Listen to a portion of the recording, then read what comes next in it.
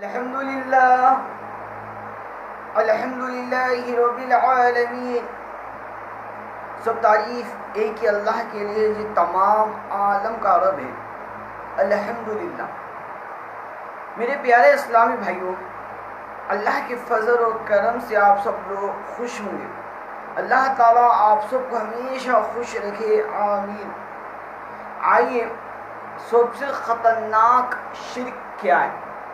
سب سے بڑا گناہ کیا ہے؟ سب سے بڑا کبیرہ گناہ کیا ہے؟ جامعہ ترمذی شریف میں نبی صلی اللہ علیہ وسلم فرما رہے ہیں، سب سے بڑا گناہ کبیرہ گناہوں میں سب سے بڑا گناہ اللہ کے نزدیک کسی اور کو شریک ٹھہرانا ہے۔ یہ بہت بڑا گناہ ہے، بہت بڑا گناہ ہے۔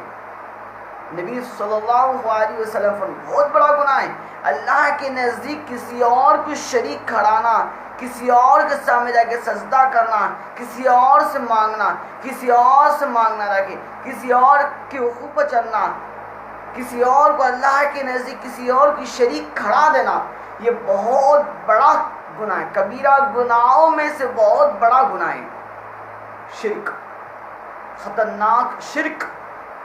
اللہ کو چھوڑ کر کسی اور کے سامنے جا کے سجدہ کرنا، یہ بہت بڑا خطرناک شرک ہے۔ کبیرہ گناہوں میں سے گناہ ہے، بہت بڑا گناہ ہے۔ میرے پیارے اسلامی بھائیوں، آج ہم کہاں جا رہے ہیں؟ کون سے راستے پر جا رہے ہیں؟ کہاں جا رہے ہیں؟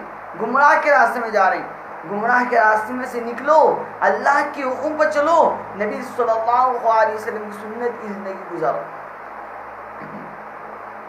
میرے پیارے اسلامی بھائیوں، قرآن مجید میں اللہ تعالیٰ فرمانے، اعوذ باللہ من الشیطان الرجیم، بسم اللہ الرحمن الرحیم، لو کان فیہما آلہۃ الا اللہ لفسدتا۔ زمین اور آسمان میں اللہ کے علاوہ کوئی معبود ہوتا تو دنیا، زمین اور آسمان تباہ ہو جاتے۔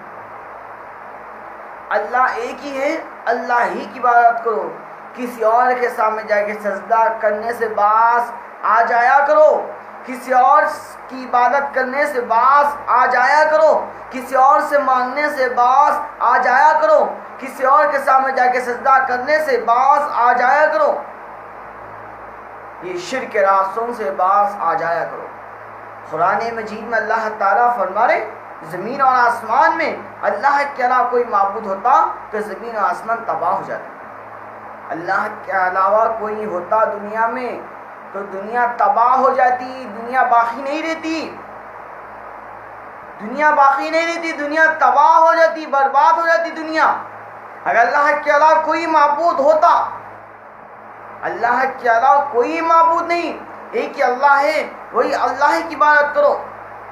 میرے پیارے اسلامی بھائیوں، ان اللہ علی کل شیء قدیر، اللہ تعالیٰ پر کائنات پر، ہر عالم پر، ہر شخص پر نظر رکھنے والے، پر کائنات کو دیکھنے والے، نہ اسے اونگ آتی ہے نہ نیند آتی ہے، اپنے کائنات کو دیکھنے والا ہے اللہ۔ الحمدللہ۔ اگر آپ اللہ کو چھوڑ کر کسی اور کے سامنے سجدہ کر رہے ہیں تو آپ سمجھ اللہ نہیں دیکھ رہا۔ یہ بیان رکھ لو، اللہ کو نہ اونگ آتی ہے نہ نیند آتی ہے۔ یہ آیت کرسی کا ترجمہ جو ایک آیت مبارک کا جو سنا رہا ہوں، اللہ تعالیٰ کو نہ اونگ آتی ہے نہ نیند آتی ہے، اللہ تعالیٰ پر کائنات کو دیکھنے والا ہے، پر کائنات پر نظر رکھنے والا ہے۔ ان اللہ علی کل شیء قدیر، پر کائنات پر قادر ہے، پر کائنات پر نظر رکھنے والا ہے اللہ، پر کائنات کو دیکھنے والا ہے اللہ۔ اگر آپ یہ گناہ کر رہے ہو، ایک بار یاد رکھ لو اللہ دیکھ رہا ہے آپ کو۔ آپ کسی اور کے سامنے جا کے سجدہ کر رہے ہو، ایک بار یاد رکھ لو اللہ دیکھ رہا ہے آپ کو۔ آپ کسی اور سے مانگ رہے ہو، ایک بار یاد رکھ لو اللہ دیکھ رہا ہے آپ کو۔ اگر آپ کسی اور کی عبادت کر رہے ہو، ایک بار یاد رکھ لو اللہ دیکھ رہا ہے آپ کو۔ اگر آپ کسی اور کے حقوق پر چل رہے ہو، ایک بار یاد رکھو اللہ دیکھ رہا ہے اللہ آپ کو۔ اللہ دیکھ رہا ہے، اللہ دیکھ رہا ہے۔ اللہ کا ڈر دل میں بٹھاؤ، اللہ کا تقوی دل میں بٹھاؤ، درد دل میں بٹھاؤ، اللہ کے حکم پر چلو، نبی صلی اللہ علیہ وسلم کی سنت کی زندگی گزارو۔ میرے پیارے اسلامی بھائیوں، آج لوگ خبروں پر سجدہ کر رہے ہیں، خبروں پر سر جھکا رہے ہیں۔ اب بولے کیوں سجدہ کر رہے ہو؟ اسلام میں منع ہے نبی صلی اللہ علیہ وسلم فرما رہے ہیں خبروں کا سجدہ خار نہ بناؤ، خبروں پہ جھکو مت، خبروں پہ سجدہ مت کرو، خبروں سے مانگو مت، وہ دینے والے نہیں ہیں۔ جس کو موت آ گئی ان سے کیا مانگ رہے ہو؟ ارے وہ رب سے مانگو، وہ رب سے مانگو جو موت کے بعد بھی زندگی دینے والا ہے۔ جس کو موت آ گئی ان سے کیا مانگتے ہو؟ جس کو جو کائنات کا رب ہے، جس کو موت آئی پھر میدان محشر میں جگانے والا ہے وہ رب، موت کے بعد بھی زندگی دینے والا ہے وہ رب سے مانگو۔ جس کو موت آ گئی ان سے کیا مانگتے ہو؟ انہوں کیا دینے والے آپ کو؟ نہیں، خبروں پر سجدہ کرنے سے باز آ جایا کرو۔ نبی صلی اللہ علیہ وسلم فرما رہے ہیں خبروں کو سجدہ خار نہ بناؤ۔ حدیث سنیں، اپنے کو چاہیے کہ یہ حدیث پر عمل کرے، اپنی زندگی عمل پر لائے۔ خالی سن کر ایک کان سے سن کے ایک کان سے نکال رہے، یہ فائدہ نہیں ہے۔ سن کر عمل کرو، یہی اصل سن کر عمل کرنا، یہی عمل ہے، سن کے عمل کرنا۔ اس کو خالی سن لیے، خالی ایک کان سے سن رہے ایک کان سے نکال رہے ہیں تو فائدہ نہیں آپ کا۔ سن کر عمل کرنا تو آپ کے فائدے کے لیے بات ہے، سن کر خالی عمل نہیں کریں گے تو آپ کے فائدے کے لیے۔ سن کر عمل کرو، انشاءاللہ تعالیٰ آپ کو اس کو اجر ملے گا انشاءاللہ۔ میرے پیارے اسلامی بھائیوں، نبی صلی اللہ علیہ وسلم فرما رہے ہیں آج لوگ خبروں پر سجدہ کر رہے ہیں۔ کیوں کر رہے ہیں؟ پوچھو تو کیا بولتے ہیں لوگ؟ سنو کہ تعظیم کا سجدہ کر رہے ہیں۔ اچھا، ارے نبی صلی اللہ علیہ وسلم فرمائیں ان کی اگر آپ تعظیم کا سجدہ کر رہے ہیں، بھائی تعظیم یہ ہے، آپ ولی ہے، نیک ولی ہے، آپ ولی کا جا کے کرو، دعا کرو، یا اللہ جو نیک ولی یا اللہ جو آپ کے حکم پر چلے، جو نبی صلی اللہ علیہ وسلم سنت کی زندگی گزارے، یا اللہ ہم کو اسی زندگی گزارنے والا بنا۔ یہ اگر آپ زندہ رہتے، کوئی آپ کے کہیں بڑے لوگ آئے گھر میں، اگر آپ ان کی تعظیم کرنا چاہتے ہو، یہ اس کا مطلب نہیں سجدہ کرنا، آپ ان کے سامنے گر جائیں گے سجدہ کریں گے، نہیں ہوتا، اسلام میں منع ہے۔ تعظیم اس کو بولتے ہیں، انہوں کھڑے ہیں آپ بیٹھ جاؤ، بھائی بیٹھ جاؤ، ادب سے بات کرو، بیٹھ جاؤ، اس کو تعظیم بولتے ہیں۔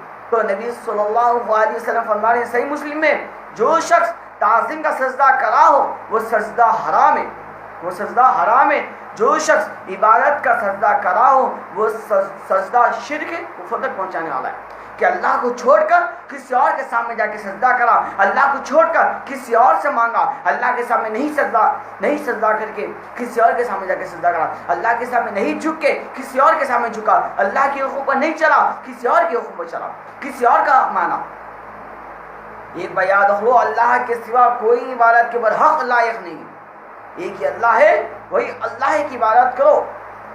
میرے پیارے اسلامی بھائیوں، مسلم شریف کی حدیث مبارک میں نبی صلی اللہ علیہ وسلم فرمائے جو شخص اس حال میں مر جائے کہ وہ شخص صرف اللہ ہی کی عبادت کرا، اللہ ہی کے حکم پر چلا، اللہ ہی کے حکم پر چلا، نبی صلی اللہ علیہ وسلم سنت کی زندگی گزارا، اللہ کے رضی کسی اور کو شریک نہیں کھڑایا، اس شخص کی جب موت آ جائے تو اللہ تعالیٰ اس شخص کو جنت میں داخل کریں گے، جنت میں داخل کریں گے فرما رہے ہیں، اور اس شخص کی مغفرت فرما دوں گا فرما رہے ہیں، اور اس شخص کے تمام گناہوں کو معاف فرما دوں گا فرما رہے ہیں۔ میرے پیارے اسلامی بھائیوں، نبی صلی اللہ علیہ وسلم فرما رہے حدیث شریف میں جو شخص اس حال میں مر جائے وہ صرف اللہ ہی کی عبادت کرا، اللہ ہی کے حکم پر چلا، اللہ ہی کے سامنے سجدہ کرا، اللہ کے حکم کو مانا، کسی اور کے حکم سے باز آ جایا، کسی اور کے سامنے جا کے سجدہ کرنے سے باز آ جایا، وہ شخص کی جب موت آ جائے تو اللہ تعالیٰ اس شخص کو جہنم کی آنچ اس شخص کے اوپر حرام فرما دی، وہ شخص جہنم میں نہیں جینا۔ میرے پیارے اسلامی بھائیوں، اس کے بعد میں ایک اور حدیث پاک میں نبی صلی اللہ علیہ وسلم فرمائی جو شخص اس حال میں مر جائے کہ وہ شخص صرف اللہ ہی کی عبادت کرا، اللہ ہی کے حکم پر چلا، اللہ ہی کا کہنا مانا، اللہ ہی کے سامنے سجدہ کرا، وہ شخص کی جب موت آ جائے تو اللہ تعالیٰ اس شخص کی مغفرت فرما دوں گا اور اس شخص کے تمام گناہوں کو معاف فرما دوں گا۔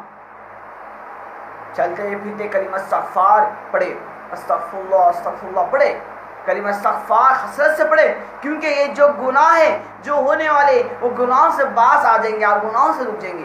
یہ استغفار پڑھنے سے گناہوں سے اللہ سے سچی توبہ کرنے کی توفیق مل جاتی ہے. استغفار پڑھیں گے. اپنے نبی صلی اللہ علیہ وسلم ایک دن میں 70 بار اور ایک حدیث میں 100 بار کلمہ استغفار پڑھے. کلمہ استغفار پڑھو اپنے گناہوں سے پاک ہو جاؤ. ایک اور حدیث میں نبی صلی اللہ علیہ وسلم فرما رہے ہیں جو شخص اس حال میں مر جائے کہ اللہ کو چھوڑ کر کسی اور کے سامنے جا کے سجدہ کرا, کسی اور کا حکم مانا, کسی اور کے سامنے جا کے سجدہ کرا, تو اس شخص کی جب موت آ جائے تو اللہ تعالیٰ اس شخص کو جہنم میں داخل کرے, اس شخص کو اوپر جنت کو حرام فرما دیں. ہم کو چاہیے کہ اپنی زندگی میں مرے دم تک, خبر میں جانے تک صرف قرآن اور حدیث کے مطابق زندگی گزاریں, صرف اللہ کے حکم پر چلے, نبی صلی اللہ علیہ وسلم کی سنت کی زندگی گزارے.